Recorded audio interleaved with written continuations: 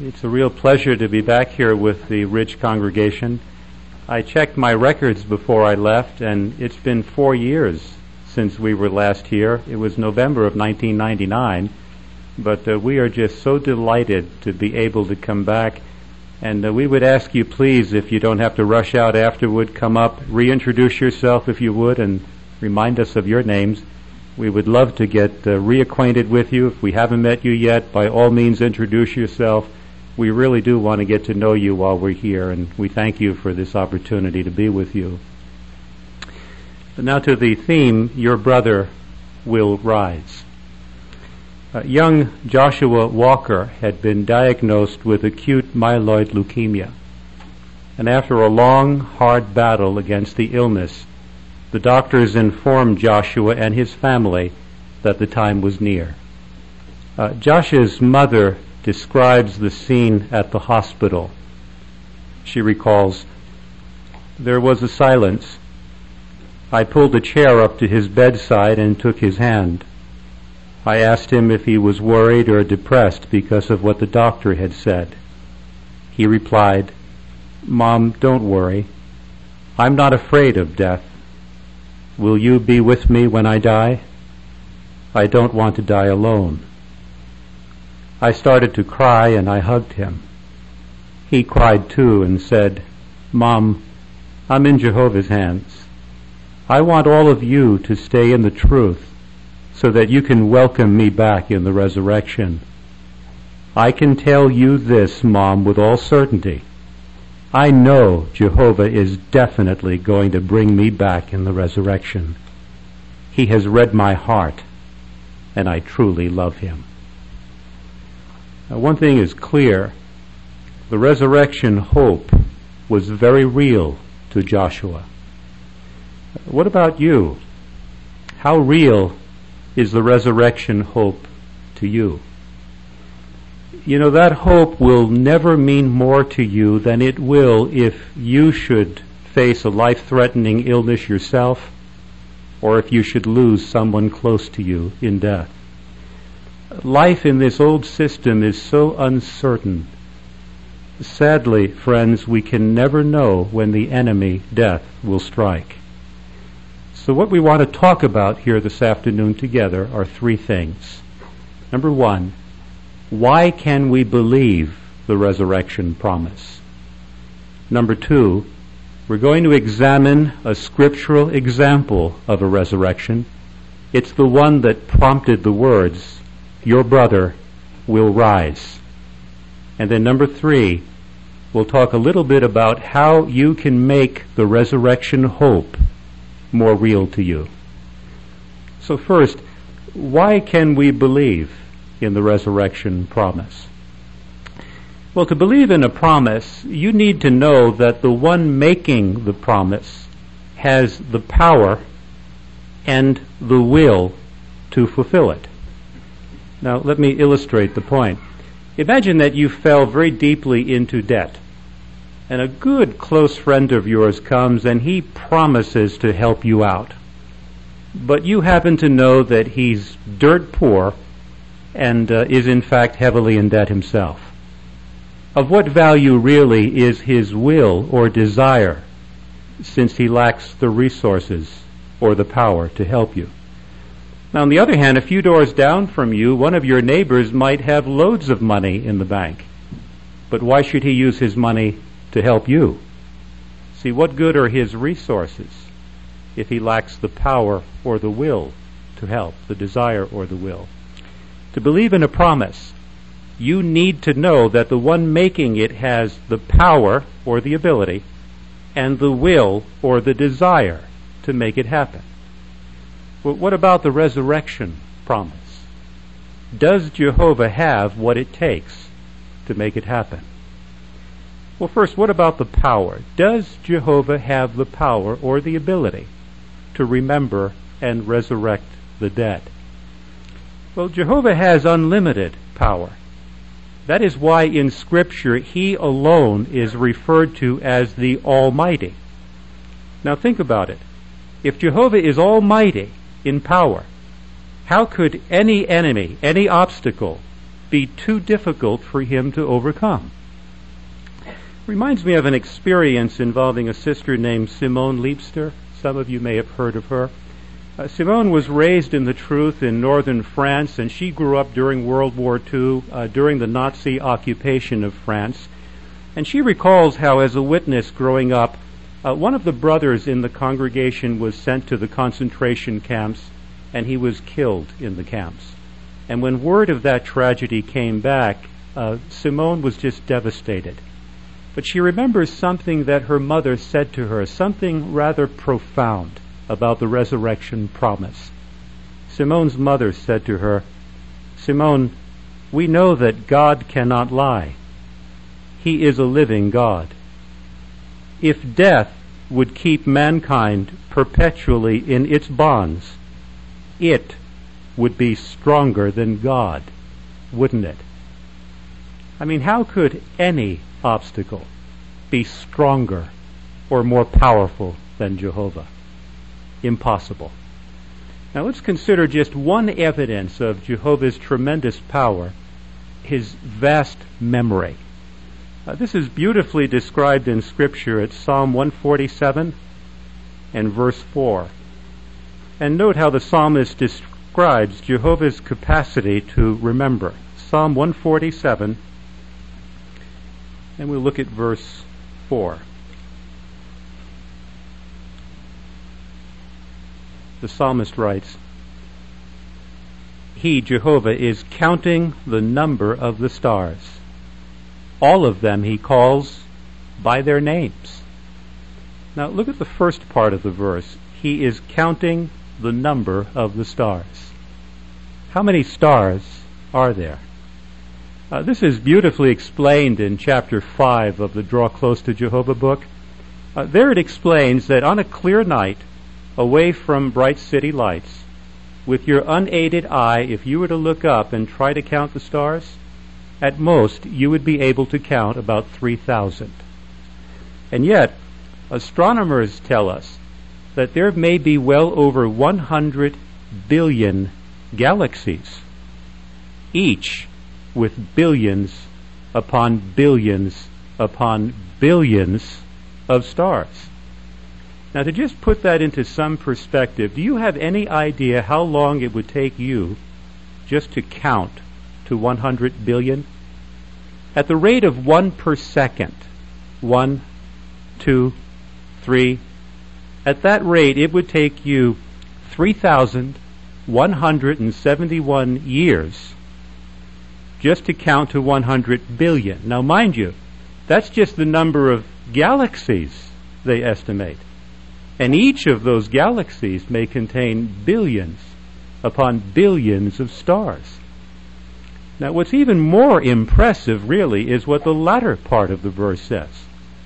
It says, all of them Jehovah calls by their names.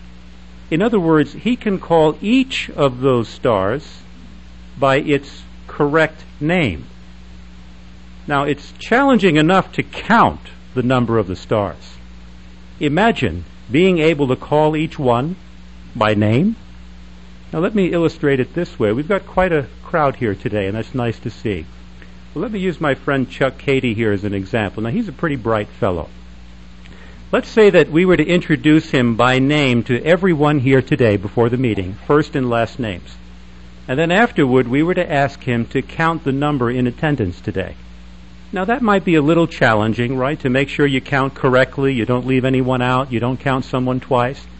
But what if, after counting, we were to ask Chuck, all right, now, call each person by his correct name? Interesting. Jehovah can not only count the number of the stars, he can call each one by its rightful name. Surely an almighty God with such a vast memory is capable of remembering and resurrecting the dead. So no question about it, Jehovah has the power to raise the dead. But now, does he have the desire? Does he have the will to do so? Well, we might open to Job chapter 14 and note what it says about Jehovah's desire in this regard. Job 14 and we'll look at verses 14 and 15.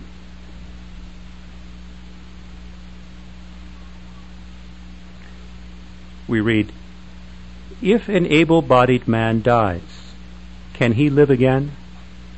All the days of my compulsory service I shall wait until my relief comes. You, Jehovah, will call, and I myself shall answer you. For the work of your hands you will have a yearning." So regarding the restoring life to the dead, it says there in the latter part of the verse that Jehovah has a yearning. What does that mean? Well, in the Hebrew, the word here translated yearning literally means to become pale, or to pine or long after something. Another translation here reads, "You will long for the person your hands have made." Now, what this is telling us, friends, is that if you have lost a loved one in death, and if your heart yearns to hold that person again, what Job 14:15 is telling you is that you are not the only one who misses your loved one. Jehovah misses that one too. And with all his heart, he yearns to restore that one to life. Now, how certain is Jehovah's will in this regard? It is so certain that in his view, it's as good as done. Now, we might turn over to Luke chapter 20 and note how Jesus indicated the absolute certainty of Jehovah's will in this regard. Luke chapter 20, and we'll look at Jesus' words recorded in verses 37 and 38. Jesus said, "But that the dead are raised up, even Moses disclosed in the account about the thorn bush, when he calls Jehovah the God of Abraham and God of Isaac and God of Jacob. He is a God, not of the dead, but of the living, for they are all living to him." Let's analyze Jesus' words for a moment. In verse 37, he refers to the account about the thorn bush. Jesus is referring back to the account recorded at Exodus chapter 3, when Moses was at the burning bush and Jehovah through an angel communicated with Moses. Now, that incident involving Moses at the bush took place in the year 1514 BCE.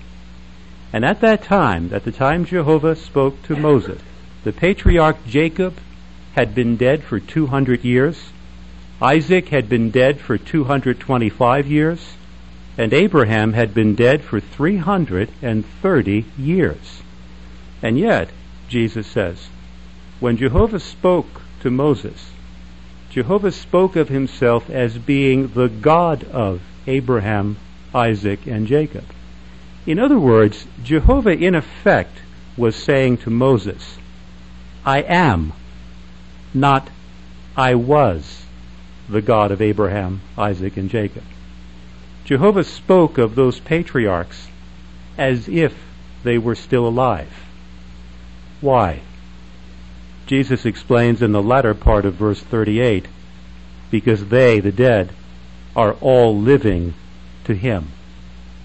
You see, what Jesus is telling us is that the dead, whom Jehovah loves, are alive in Jehovah's memory. So Jehovah's purpose to restore life to the dead is so sure to be fulfilled that they are, in effect, still alive in his memory. And that's comforting, because there is no safer place for your loved one to be than in Jehovah's vast, perfect memory, because his memory has no limits, and his memory never fades. So why can we believe the resurrection promise? Well, as we've seen, Jehovah has the two things that are needed to make it happen: unlimited power and an unstoppable will. But now, a further basis for confidence that the resurrection will take place is that Jehovah has already done it. The Bible contains some case histories. So next, let's examine closely one scriptural example of a resurrection. It is, in fact, the most detailed of them all. It's the one that prompted the words, "Your brother will rise." And perhaps by now you've guessed that I'm talking about the resurrection of Lazarus by Jesus. And it's recorded at John chapter 11. You might open your Bible there, and you might keep it open there. Now first, a little background. This miracle about the resurrection of Lazarus was reported on only by John. It's only in John's gospel, and John wrote his gospel last, toward the end of the first century. Now, should it surprise us that the other gospel writers say nothing about this important miracle? Not really. I mean, not when you consider the fact that these men wrote under the direction of Jehovah's Spirit. That Spirit guided what they included. It also guided what they excluded. Now, Jesus is reported as having done or performed 30 specific miracles in the Gospels. Of that number, 6 are unique to the Gospel of John. So who knows? Perhaps Jehovah saved this miracle for John to describe. John was closer to Jesus than any of the others, and that love for Jesus definitely comes through in the account. Now the setting of this chapter is this. Lazarus and his sisters, Martha and Mary, they lived in a town called Bethany, which was not too far from Jerusalem. And Martha and Mary and Lazarus were very, very good friends of Jesus. But on this occasion, according to John 10, verse 40, Jesus was away preaching across the Jordan. Evidently, Jesus was about a 2-day journey from Bethany. And that's significant, but we'll come back to it in a few moments. Now, with that background in mind, let's begin reading with John chapter 11 and verse 1. Now, there was a certain man sick, Lazarus of Bethany, of the village of Mary and of Martha her sister. It was, in fact, the Mary that greased the Lord with perfumed oil and wiped his feet dry with her hair, whose brother Lazarus was sick. Therefore his sisters dispatched word to him, saying, Lord, see, the one for whom you have affection is sick. But when Jesus heard it, he said, This sickness is not with death as its object, but it is for the glory of God, in order that the Son of God may be glorified through it. Now Jesus loved Martha and her sister and Lazarus. Now we might pause here and just examine closely these verses. Lazarus must have been extremely ill, because in verses 1 to 3, the fact that he was sick is mentioned not once but 3 times. One reference work says that the Greek word for sick here implies deathly sick or ill. Now it's very interesting in verse 2 the basis on which the sisters appealed to Jesus. They did not appeal to Jesus on the basis of Lazarus' love for Jesus, but rather of Jesus' love for Lazarus. Notice, the one for whom you have affection is sick. And nowhere in the verses we read did Mary and Martha actually ask Jesus to come back to Bethany to do something. But you know what? They didn't have to ask Jesus. Reminds me of a story that is told of 2 close friends who fought together during World War I. And when one of them was seriously injured and left lying on the battlefield, the other, at great risk to his own life, crawled out to help. And when he got to his wounded friend looked up at him and said, I knew you would come. Jesus was that kind of friend. Mary and Martha did not ask him to come back to Bethany. They didn't have to. It explains in verse 5 that Jesus loved Martha and Mary and Lazarus. Jesus evidently was a frequent guest in their home. Now just imagine for a moment how much that must have meant to Jesus. I mean, Jesus himself said that he had nowhere to lay down his head. He had no home of his own. But Jesus on earth was a human, and as such he needed friends. He needed those to whom he could open his heart and bare his mind. How precious it must have been to Jesus to have a home where he could go and in which he could find rest and peace and friendship. Let's pick up with verse 6 and note how Jesus responds to this news about his dear friend. However, when he heard that he was sick, then he actually remained 2 days in the place where he was. Then after this he said to the disciples, "Let us go into Judea again." And let's skip over to verse 11. He said these things, and after this he said to them, "Lazarus our friend has gone to rest, but I am journeying there to awaken him from sleep." Therefore the disciples said to him, "Lord, if he has gone to rest, he will get well." Jesus had spoken, however, about his death, but they imagined he was speaking about taking rest in sleep. At that time, therefore, Jesus said to them outspokenly, "Lazarus has died." Now let's pause and analyze. Now, when the messenger left Martha and Mary, Lazarus was sick. But remember, it took the messenger 2 days to get to where Jesus was. And unknown to the messenger, Lazarus died right about the time that the messenger arrived at Jesus. The messenger could not have known that, but Jesus miraculously did know it. And yet what does Jesus do? Well, it says in verse 6 that rather than leaving immediately, he remained right where he was for 2 additional days. Why? Well, back in verse 4, we noted that Jesus said that this sickness of Lazarus would somehow be used to glorify Jehovah.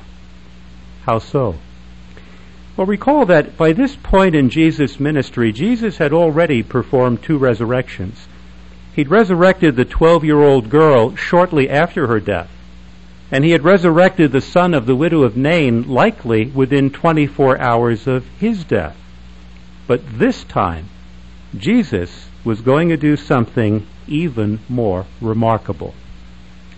Now let's pick up the account with verse 17 and note what happens when Jesus actually arrives at Bethany. Consequently, when Jesus arrived, he found he had already been 4 days in the memorial tomb. And then verse 20. Therefore Martha, when she heard that Jesus was coming, met him, but Mary kept sitting at home. Martha therefore said to Jesus, "Lord, if you had been here, my brother would not have died. And yet at present I know that as many things as you ask God for, God will give you." Jesus said to her, "Your brother will rise." Now let's pause and analyze. In verse 17 it says that when Jesus arrived at Bethany, Lazarus had been in the tomb for 4 days. Now again, you can do the math. Lazarus died right when the messenger got to Jesus. So by waiting 2 days and then traveling 2 days, by the time Jesus got to Bethany, Lazarus had been in the tomb for 4 days. Now it seems rather clear, doesn't it, that Jesus purposely arranged it this way. Why? Well, the Bible does not clearly explain. But here's a very interesting possibility. The Jewish Talmud, which is a collection of Jewish traditions and beliefs, says that a bereaved person should visit the grave for 3 days following a death in order to ensure that the person was truly dead. You see, a belief had arisen among the Jews that the soul survived the body at death, but that the soul hovered over the body for 3 days following death, hoping to re-enter it. But upon seeing decomposition set in after 3 days, the soul departed, and all hope, according to Jewish belief, was lost. So one thing is crystal clear. By arranging matters so that Lazarus had been in the tomb not 2 or 3 days, but 4 days, there could be no doubt in anyone's mind that Lazarus was, in fact, dead. Now, note in verse 20 that Martha went out to meet Jesus, but Mary stayed behind. Now, that's not surprising, because Martha was a woman of action. You remember the other account when Jesus was having a meal in their home and Mary took a position at his feet to listen to Jesus' teaching, and what was Martha doing? She was quite active, right? Moving about, preparing an elaborate feast. So true to character, Martha, the woman of action, can't wait. She has to go out to intercept Jesus, while Mary waits behind. And what we're interested in especially is what Jesus said to Martha in verse 23. Your brother will rise. With complete confidence, Jesus makes a promise to Martha. And this was no empty promise, because Jesus was about to give added meaning to those words. Now let's skip over to verse 32 and note what happens when Jesus finally gets to the tomb and he has called for Mary to join them there. Verse 32. And so Mary, when she arrived where Jesus was and caught sight of him, fell at his feet, saying to him, Lord, if you had been here, my brother would not have died. Jesus, therefore, when he saw her weeping, and the Jews that came with her weeping, groaned in the spirit and became troubled. And he said, Where have you laid him? They said to him, Lord, come and see. Jesus gave way to tears. Let's pause for a moment. You notice in verse 32, it says Jesus groaned in the Spirit. In the original Greek, this suggests very deep emotion. Another translation here reads, Jesus was deeply moved. It also says he became troubled in verse 33. Here, Philip's translation says Jesus was visibly distressed. So what he was feeling was evidently showing on his face, in his manner. And then it says in verse 35, Jesus gave way to tears. In Greek, this is actually the shortest verse in the Bible, because the English words gave way to tears translate one little Greek word. It's a word that means to weep silently. So evidently, as Jesus stood there at the tomb, silent tears trickled from his eyes. Now, in contrast, up in verse 33, the word in Greek to describe Mary's weeping actually denotes loud, audible sobbing. So whereas Mary was sobbing loudly, Jesus wept silently. Now, why did Jesus cry? Well, it said there in verse 33, basically it was because he saw Mary weeping, and it touched him deeply. I mean, have you ever been moved to tears because someone you love dearly was weeping or crying? The Bible makes 3 references to Jesus crying.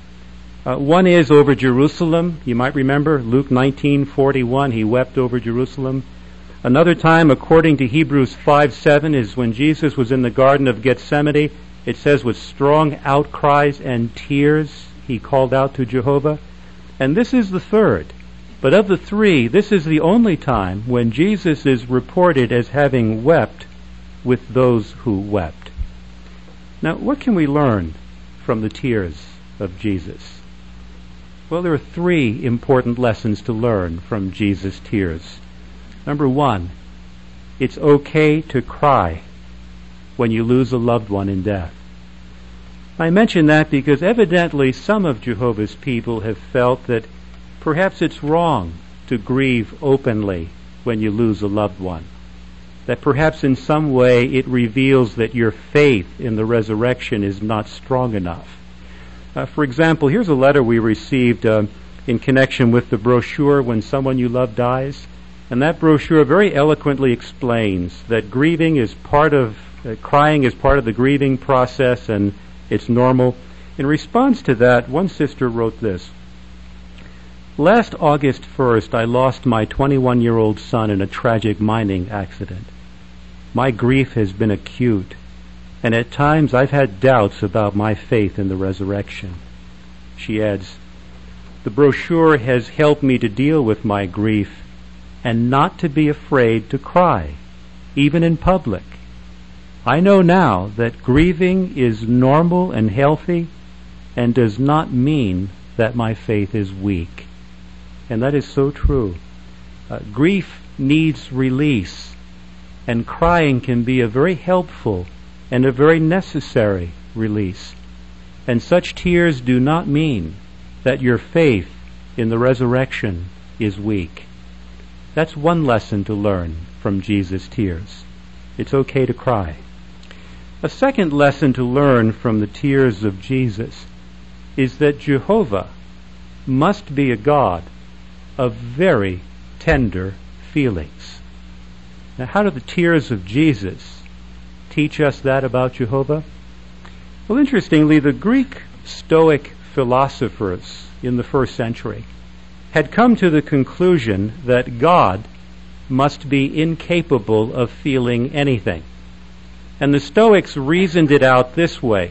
They reasoned that if someone else can make you happy or sad, then for the moment that person has power or influence over you. Since humans cannot have power over God, they reasoned, God must be incapable of feeling anything. You know what? The tears of Jesus prove them wrong. How so? Jesus perfectly reflected his Father's qualities and ways. So perfectly that Jesus, according to John 14:9, could say, "He that has seen me has seen the Father also." You know, commenting on those words of Jesus, the Watchtower back in March of 1974 made a rather striking statement. I'd like to read it to you. It said, "Jesus imitated his Father so perfectly that had Jehovah God been on earth, he would have conducted himself exactly as Jesus did." Do you realize what that means? That means, friends, that if Jehovah God had been at the tomb of Lazarus, Jehovah too would have cried. The tears of Jesus prove that Jehovah is a God of very tender and deep feelings. Now, a third lesson to learn from Jesus' tears is that Jehovah's servants must be precious in his eyes. Now, how do the tears of Jesus teach us that? Well, think about it. Jesus cried because he saw Mary crying, and he was deeply moved and touched by her tears. Now, we weep over things that are precious or important to us. Now, let me illustrate it this way. Imagine that on your way into the Kingdom Hall this afternoon, you accidentally stepped on a very tiny insect. Would you have stopped and given way to tears? Probably not, right? On the other hand, we do weep over the death of a loved one or when we see a loved one crying. Why? Because such ones are important to us. Well, since Jesus perfectly reflected his Father's qualities and ways, and since Jesus was moved by Mary's tears to cry, what does it prove? It proves that Jehovah sees and is deeply touched by your tears. And that proves that you who serve Jehovah must be precious in his eyes. What a beautiful thought, that we who love Jehovah are precious in his eyes. Now let's go back to the account there in John 11 and pick up in verse 38 and note the miracle that Jesus performs. John 11 and verse 38. "Hence Jesus, after groaning again within himself, came to the memorial tomb. It was, in fact, a cave, and a stone was lying against it. Jesus said, 'Take the stone away.' Martha, the sister of the deceased, said to him, Lord, by now he must smell, for it is 4 days. Jesus said to her, Did I not tell you that if you would believe, you would see the glory of God? Therefore they took the stone away. Now Jesus raised his eyes heavenward and said, Father, I thank you that you have heard me. True, I knew that you always hear me, but on account of the crowds standing around I spoke, in order that they might believe that you sent me forth. And when he had said these things, he cried out with a loud voice, Lazarus, come on out. The man that had been dead came out, with his feet and hands bound with wrappings, and his countenance was bound about with a cloth. Jesus said to them, Loose him, and let him go. Now go back to verse 39 for a moment. At first, Martha objected, He must smell, Lord, it's been 4 days. Remember, the process of decomposition had set in by now. According to the Jewish belief, there was no longer any hope because the soul, which they thought would have lingered for 3 days, would have left, so all hope was gone. Now, Jesus in verse 40 says, Did I not tell you that if you would believe, you would see the glory of God? Interestingly, when it comes to Jehovah, Jesus says, believing is seeing. Now, when it comes to fellow humans, people often say, seeing is believing, right? Why? Because humans can be so untrustworthy. But Jehovah is completely trustworthy. He has never made a promise that he has not or will not fulfill. So according to Jesus, if we believe Jehovah, then we will see what he has promised, the resurrection of our loved ones. In verse 41, it says that Jesus raised his eyes heavenward and said an audible prayer. Remember, a crowd had assembled, and ever humble, Jesus wanted to be absolutely certain that everyone there would know the true source of what he was about to do. And then it says in verse 44, the man that had been dead came out. Now mind you, this is the climax toward which this whole chapter has been building. And here the actual miracle of the resurrection is presented with the greatest economy of words.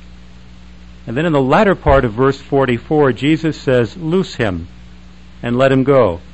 You see, evidently, struck by amazement at first, no one moved. And then with perfect composure and as if nothing extraordinary had just happened, Jesus directed them to untie the wrappings and to let Lazarus go. Now, what does this beautiful Bible account teach us? Well, this account provides outstanding assurance that the resurrection promise is sure to be fulfilled. I mean, think about it. Why else would Jehovah have made the account of this miracle one of the most detailed and elaborately described miracles in all of Scripture? Clearly, Jehovah wants us to believe him when he promises, your loved one will rise.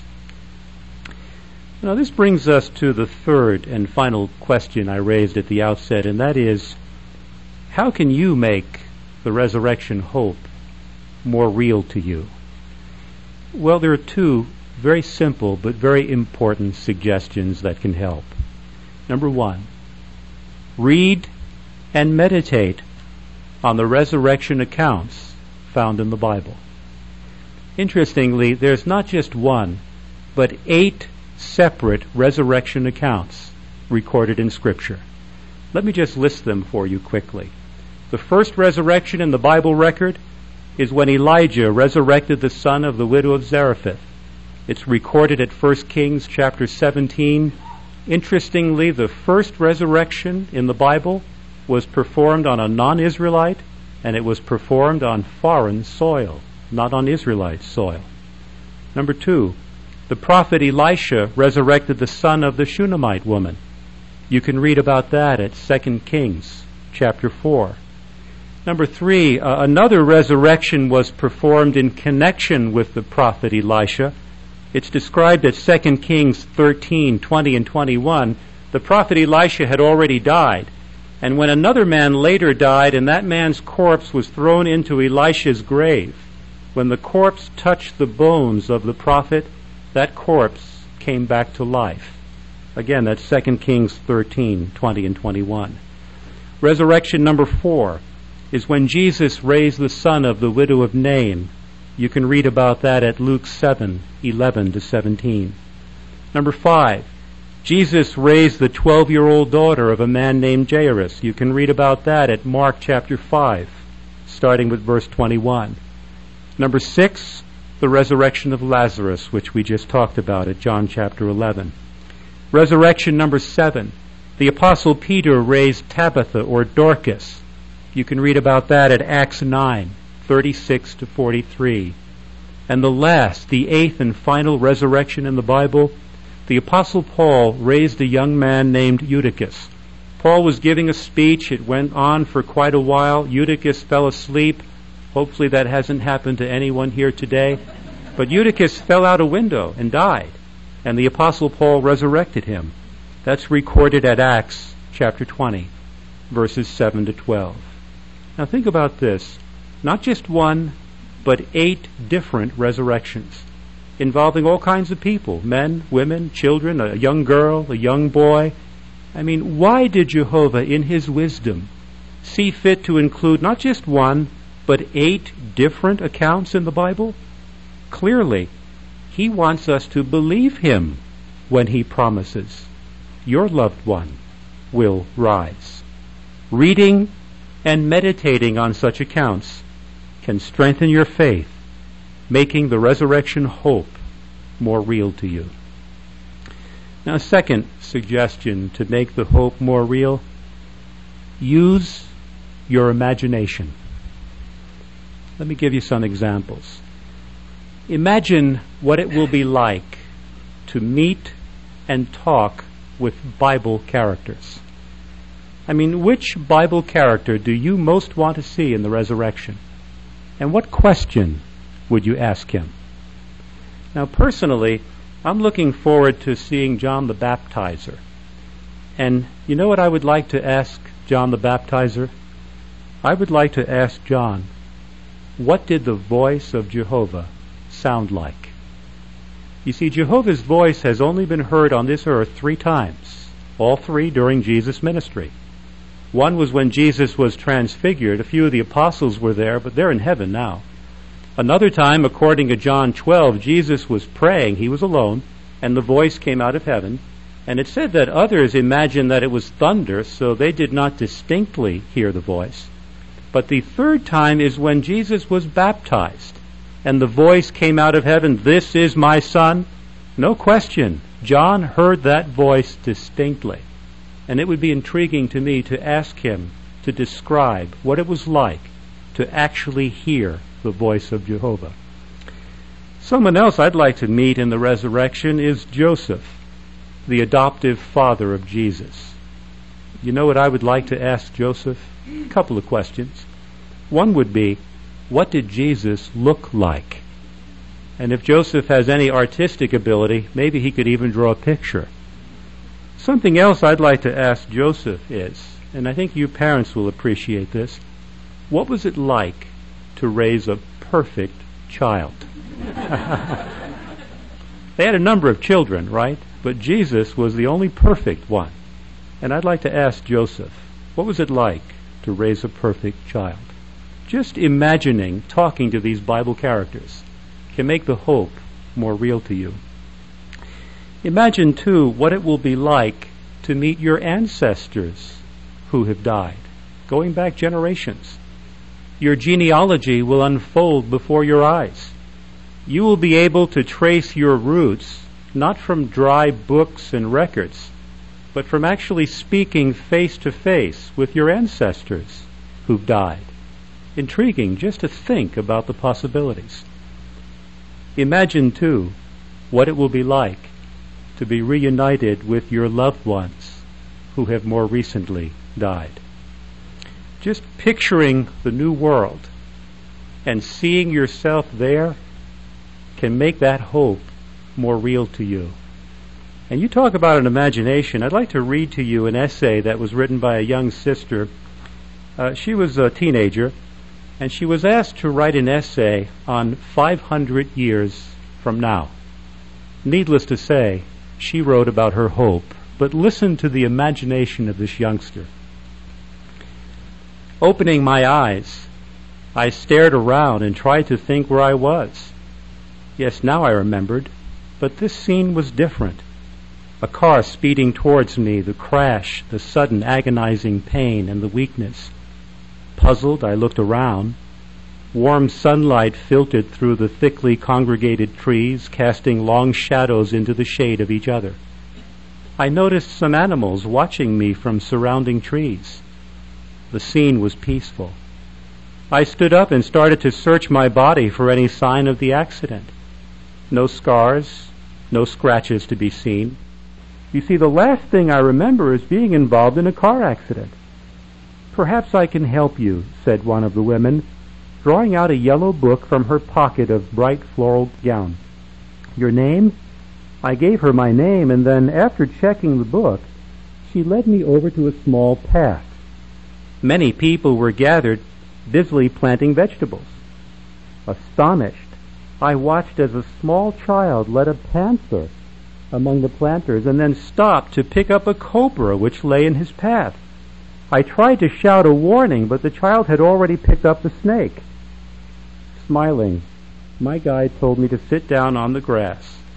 Obediently, I took my seat and nervously eyed the lion that had ambled over and sat down beside me. For the next hour I listened, enthralled, as my guide related the events which had taken place on earth during the few hundred years I had been asleep in death. First, she explained from the Bible that there had been survivors of this destruction, of which she was one, and into their care had been entrusted the job of making the earth a paradise. She then went on to tell me that the time had come for the resurrection of all those who had fallen asleep in death, as foretold at John 5:28 and 29.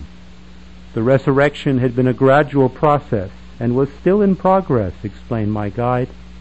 She then went on to tell me the thrilling news that my parents were now comfortably settled in a home not far from where we sat.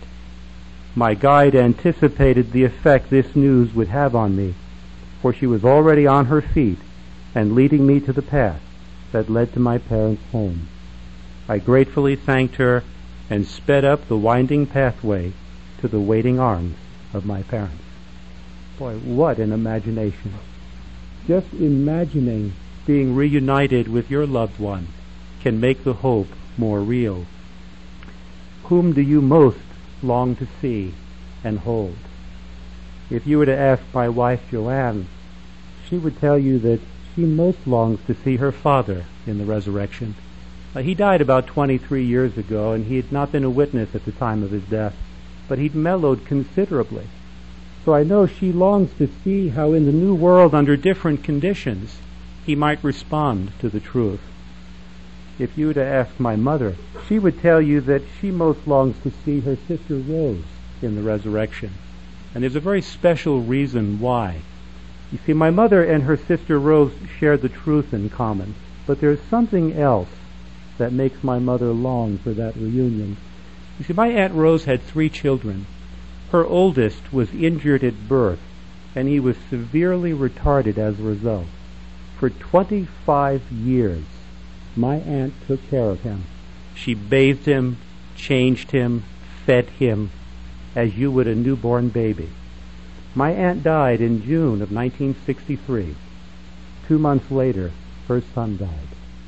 So you see, my mother longs to be there in the resurrection, not only so that she can see her sister, but so that she can be there when her sister is reunited with her son and for the first time looks upon him having a sound body and a clear mind, and he can hear her speak to him.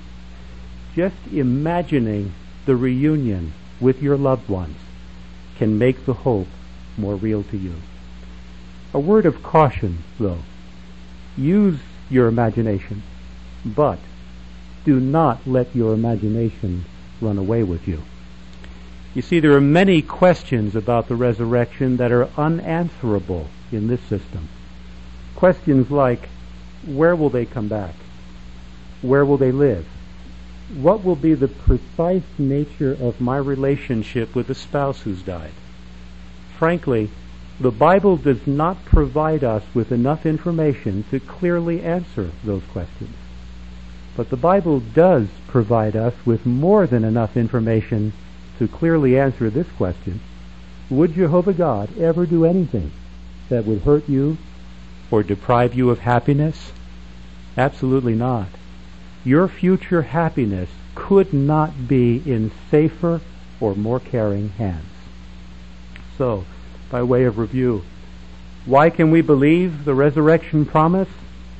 Well, because Jehovah has the two things that are needed to make it happen: unlimited power and an unstoppable will. What faith-strengthening scriptural example did we consider?